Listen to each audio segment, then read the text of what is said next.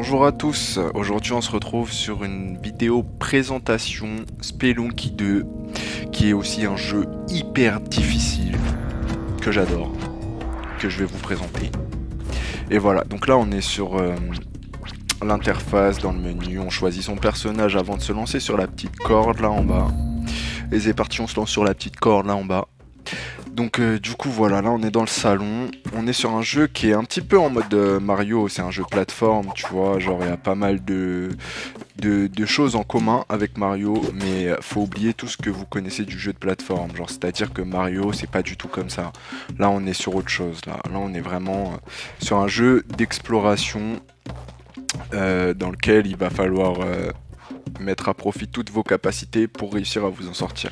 Donc le but il va être d'être de rentrer là dans l'entrée de la grotte et d'en ressortir en vie. Et je peux vous dire que ça va pas être facile et c'est ce qu'on va essayer de faire dans la vidéo. On va faire une run assez rapide où je vais vous expliquer ce qui se passe. En même temps, si je peux vous donner 2-3 astuces, ça peut être pas mal, mais le but de la vidéo il est pas là, il est vraiment juste de montrer le jeu. Donc là c'est parti, on rentre dans la grotte et là première chose, les murs se déplacent. C'est-à-dire qu'en gros, tout ce que vous voyez là dans ma partie, dans cette game là, ça n'arrivera qu'une seule fois.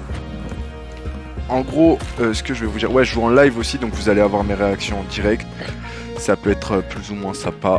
Je me dis de jouer comme ça. D'ailleurs, j'ai pas trop le choix en fait. Je suis obligé de faire les vidéos avec ce que j'ai à disposition. Ok, là on est déjà mort, donc ça va pull up, ça va pull up. Là comme vous voyez je me suis empalé, on a des petits messages mortuaires.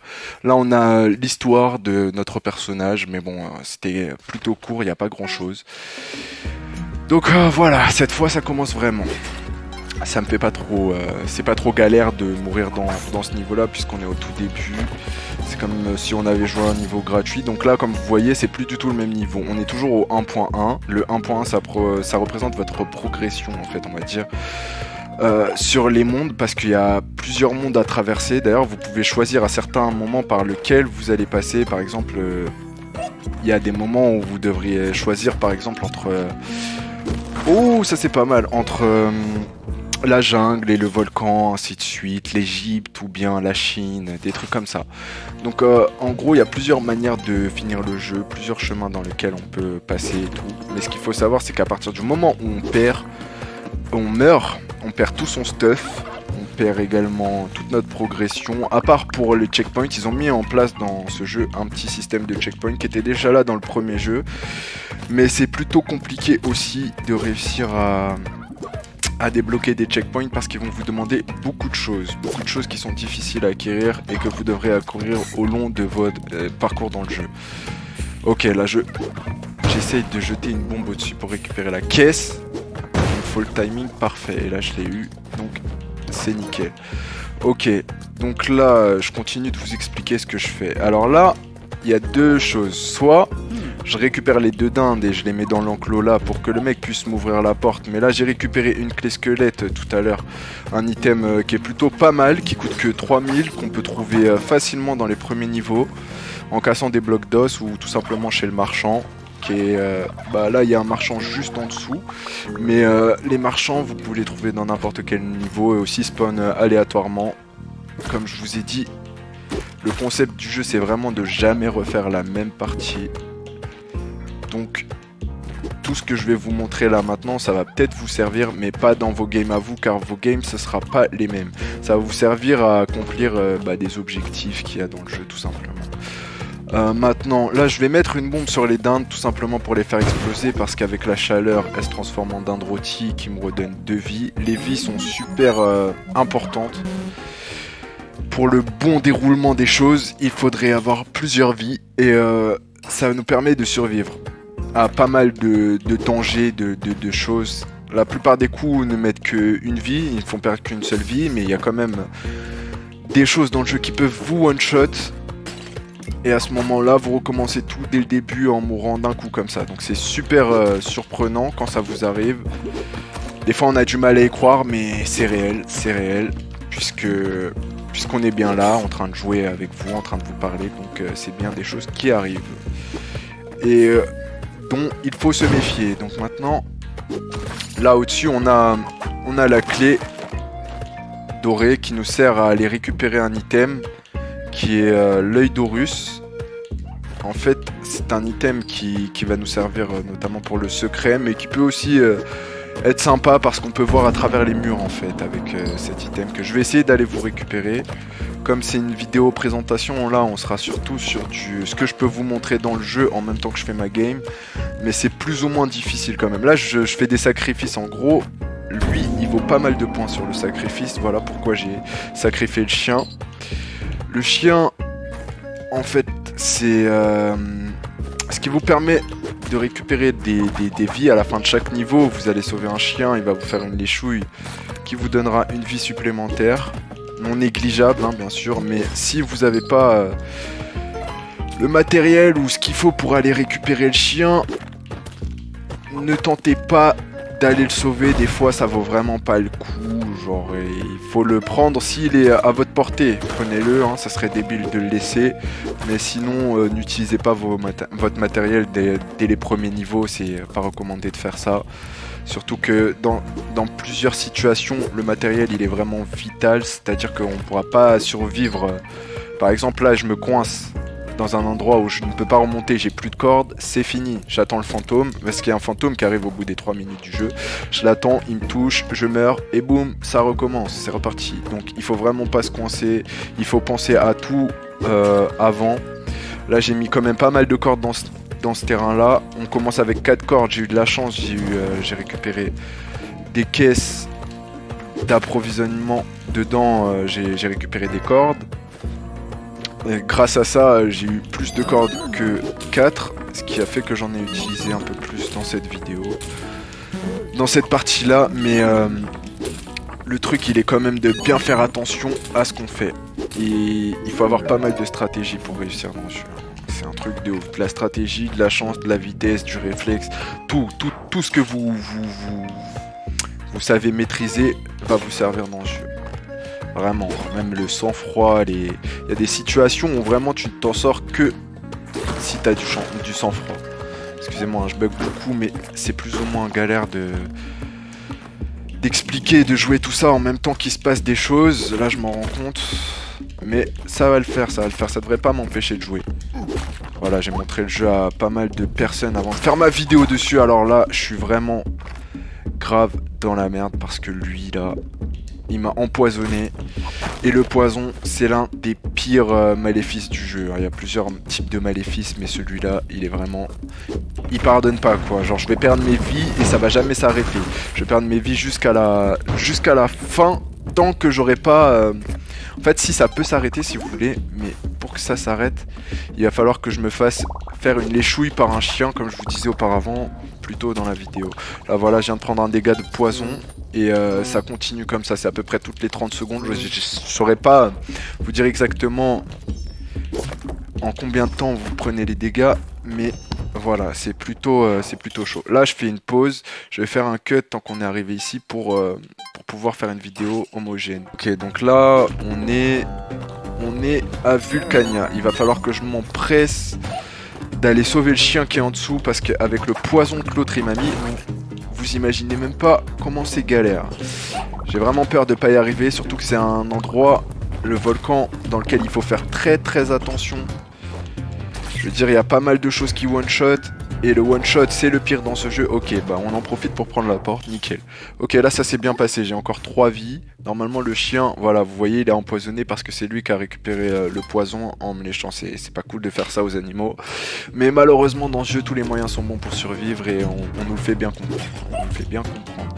Ok, là, j'ai l'œil pour la foreuse, qui nous sert pour le secret. Le but de la vidéo, là, excusez-moi, ça va être plus ou moins de finir le jeu, de faire une run tranquille et pas de se prendre la tête, parce que le secret est vachement prise de tête. Je peux vous dire que je vais essayer de vous montrer certaines choses du secret, mais ça va être quand même vachement compliqué, et ça peut être vite fait mortel, tu vois. C'est genre tu meurs sur le coup.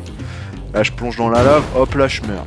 Là il y a plein de choses qui peuvent se dérouler durant la partie, donc il faut rester hyper vigilant.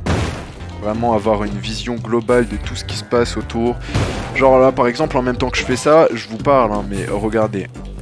Maintenant que je fais ça, je reste focus sur le fait qu'au-dessus il y a des lacs de feu. Donc à tout moment une boule de feu peut tomber là dans le trou que j'ai creusé et venir me casser les pignoles, si je peux dire ça. Et voilà, j'ai pas envie de perdre de la vie, surtout que j'en ai que 3 là, j'ai pas été très épargné par le jeu, hein. D'habitude je me fais plus de vie que j'en perds, mais là c'est pas le cas. Donc pour une vidéo présentation c'est pas super, parce que là je fais ça, j'ai le stress, je vous parle en live en même temps. Donc, voilà.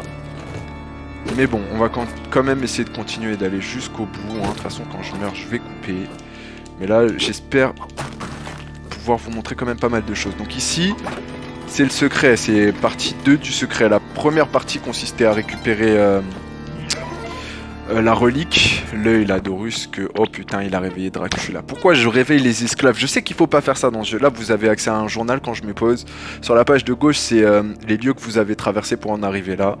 À la fin du jeu on peut voir justement tout votre parcours. Et là c'est en gros le parcours, tout ce que j'ai récupéré du niveau 1.1 au niveau 2.2, celui dans lequel je suis actuellement.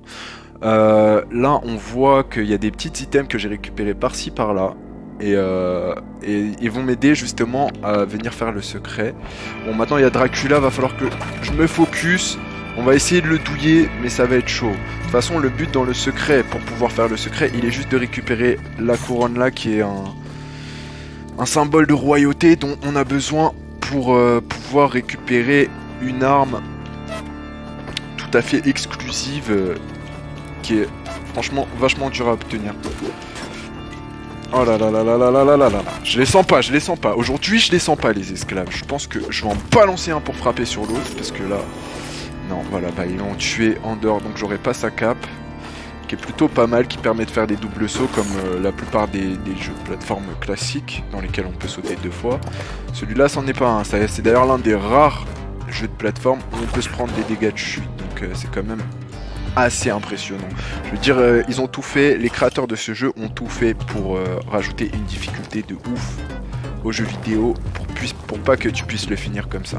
D'ailleurs, à la fin du jeu, on a le droit à un petit... je sais pas si on va appeler ça un easter, mais en gros, quand vous finissez le jeu, pendant le générique, vous pourrez apercevoir et voir à peu près tous les créateurs du jeu sous l'aspect des petits bonhommes qu'on joue là, avec les grosses têtes et les petits corps. On peut les voir à la fin du jeu, voilà, comme ça, leur visage et tout, ils sont dessinés en mode Spelunky, mais voilà, c'est les créateurs du jeu. Et quand on voit leur gueule, je peux vous dire que ces gens-là, ils consomment pas que des brocolis, ils consomment pas que, bien sûr ils prennent des légumes, mais ils consomment pas que ça c'est sûr qu'à la cantine, ça y va, ça se la donne, ça bouffe pas que des épinards, moi je te le dis, voilà. Ok, donc là, on est au 2.4, on a quand même pas mal bien avancé depuis le début de cette vidéo. Et c'est plutôt sympa, là je pourrais essayer de faire une dinguerie, mais là je sais pas si ça vaut le coup. 1, 2, 3, ok j'ai réussi. Je vous le dis, hein, le sang-froid, parce que là je viens de faire un truc de fou malade les gars. On va resacrifier le chien, ce qui va nous permettre de... Oh, excusez-moi, on y va, 1, 2, 3. Ce qui va nous permettre d'acquérir cet item là qui est le Kapala. Alors là, je peux vous dire, le Kapala, c'est l'un des items les meilleurs du jeu. Tout simplement parce qu'avec cet item là, on récolte le sang de nos ennemis qui permet de nous régénérer des vies en remplissant le Kapala. Vous voyez, il y a un petit item au-dessus là, à côté de mon cœur, à gauche. Et bah, c'est cet item là, le Kapala, on va le voir se remplir quand les gouttes de sang vont commencer à effuser sur mon visage. Là, vous voyez, ça c'était un autel sacrificiel sur lequel en fait on va placer des êtres vivants. Ça peut être n'importe quoi, monstre, créature, du moment que c'est vivant, on le pose. Et Kali accepte le sacrifice. Kali c'est elle là, la déesse qui est représentée dans le fond d'écran du jeu. On va dire que c'est un fond d'écran, je sais pas ce que c'est exactement. Mais ouais, dans le fond, dans le background si vous voulez. Et voilà, c'est elle qu'on sert. C'est une déesse du chaos, j'en sais rien du tout. Je sais pas vraiment qui est Kali, hein, même dans la... Parce que c'est tiré de plein de vraies mythologies. Hein. Les créateurs du jeu sont barrés, comme je vous dis, ils prennent pas que des brocolis. Et... du coup, je sais pas si elle existe vraiment, mais en tout cas, c'est sympa de l'avoir dans le jeu parce qu'elle peut nous aider plus que les marchands à se mettre bien. Les marchands, ils vendent pas le Kapala, à ce que je sache. Le Kapala, meilleur des items du jeu. Je vais faire une pause parce que là, on arrive au boss. Ça va être important de vous montrer ce qui va se passer. Ok, donc là, c'est reparti. C'est reparti le boss. Alors le boss, il faut savoir que ce boss là, c'était le boss du premier jeu. Après l'avoir vaincu, on pouvait s'en aller tranquillement et voilà, festiver parce que le jeu était quand même assez différent. Arriver jusqu'à ce boss là, c'était plus ou moins compliqué. Et là on est dans le monde 3 et il faut savoir que dans le 1, il arrivait après le monde 4 celui-là, après l'Egypte. Donc monde 5 on va dire. Monde 5 c'est quand même pas mal. Là on a réussi à faire 3 mondes. Je sais pas si vous vous êtes rendu compte de tout ce que j'ai dû affronter en même temps que je vous parlais, mais c'était quand même pas mal compliqué. Donc là on peut se concentrer, on peut se focus pour essayer de faire le secret, ce que j'aimerais bien faire avec vous. Mais après pour une présentation, je me dis que si je foire, je vais galérer à éditer ma vidéo. Donc je vais juste essayer de... Ouais, non en vrai là je peux me permettre, je peux essayer de le faire. Mais avant toute chose, on va surtout se concentrer sur la fin du jeu. Si je peux finir le jeu, après j'estime vous en avoir assez montré comme ça pour que vous voyez maintenant, vous puissiez définir quel type de jeu est Spelunky 2. Mais quand même, on est là pour vous montrer un maximum de choses. Je suis quand même, on va dire, c'est un grand mot, mais on peut dire que je suis fan de ce jeu. On peut dire que c'est l'un de mes préférés, que j'ai fait vraiment... Oh là là là là, j'ai fait vraiment pas mal de parties dessus pour m'entraîner, j'ai passé beaucoup de temps, ça fait des années que je suis sur ce jeu. Je peux vous dire que voilà quoi, on est sur du favori, là. On est sur du grand favori. Maintenant, est-ce que j'ai réussi à le toucher à votre avis? Eh non, pas du tout. Ça commence à me les briser un petit peu là de faire le secret, je vous mens pas. Mais ça peut être pas mal du tout, ça peut être vraiment pas mal du tout. Mais ce jeu vous apprend aussi à ne pas avoir les yeux, les yeux plus gros que le ventre. Parce que c'est péché, tout simplement, c'est péché. Et tout ce qui est péché dans ce jeu causera votre perte, tout simplement, sachez-le. C'est comme dans la vraie vie les gars, c'est comme dans la vraie vie, tout ce qui se passe ici est réel. Et c'est pas comme quand on dit ce qui se passe à Vegas reste à Vegas, là c'est... Ce qui se passe dans la partie reste dans la partie et après on n'en parle plus là, c'est fini. Je sais pas si j'ai réussi à le faire tomber toujours ou pas. Non, toujours pas. Bah on va laisser tomber parce qu'on va perdre pas mal de temps dans cette vidéo à essayer de faire ça. Je pourrais vous mettre ça en accéléré mais voilà, c'est pas non plus génial. Ok, vas-y, on se casse. Je vous aurais montré un item. Voilà, la Mama Tunnel, celle qui creuse les checkpoints pour vous. On l'a vu au début dans le salon. En fait, en gros, on a 3 checkpoints qui représentent les mondes qui sont avancés après le monde 1.1 justement. En fait, à chaque 4, 1.4, 2.4, on peut croiser la Mama Tunnel justement qui va nous demander si on a ce qu'il faut, un petit coup de main pour l'aider à creuser le tunnel. Et quand on lui rend ce coup de main justement, elle va creuser le tunnel et on va débloquer le checkpoint. Mais il faut quand même pas mal progresser et c'est pas évident de lui ramener toujours ce qu'elle va vous demander en particulier. Donc voilà, même les checkpoints, tu peux pas les avoir comme ça, faudrait quand même que tu aies déjà bien joué au jeu. Si t'es nouveau sur le jeu, crois-moi, t'auras pas ton checkpoint tout de suite, hein. Va falloir être patient. Donc ok, le petit chien, sachant qu'on a le Kapala, si je me permettais de sacrifier le petit chien, je pourrais peut-être récupérer... Non, j'ai rien récupéré du tout. Je pourrais peut-être récupérer cette vie. En fait, on a la gelée royale qui nous vient directement des abeilles. Voilà, c'est ça. Et Kali nous l'offre sur son hôtel quand on a déjà acquéri le Kapala, quand on est déjà un petit peu son petit chouchou.